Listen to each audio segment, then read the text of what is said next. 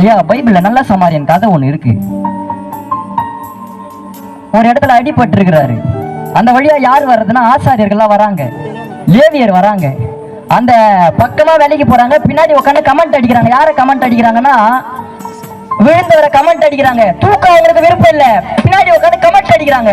அந்த பக்கமா யார் வர்றதுன்னா சமாரியர் ஒருத்தர் வராரு. இந்த சமாரியருக்கும் இந்த யூதருக்கும் சம்மதமே கிடையாது. ஏன்னா சமாரிய ஸ்திரீ அதை யோவான் 4வது அதிகாரத்துல 9வது வசனத்துல சொல்லுவாங்க. யூதர்களுக்கும் சமாரியர்களுக்கும் சம்மதமே கிடையாது.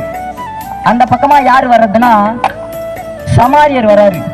இந்த சமாரியர் வந்து அவனை கொண்டு போய் ஒரு சத்திரத்துல விட்டு 2 காசு கொடுத்து, இன்னும் இவனுக்கு ஏதாச்சும் தேவைனா, இவனை சரிப்படுத்த ஏதாச்சும் வேணும்னா நான் கொடுக்குறேன்னு சொல்லிட்டு போனாரு. சமாரியன் நல்லவரா இல்ல இந்த பக்கமா விலகி போன ஆசாரியர்கள் லேவியர்கள் யாருங்க இதுல நல்லவங்க?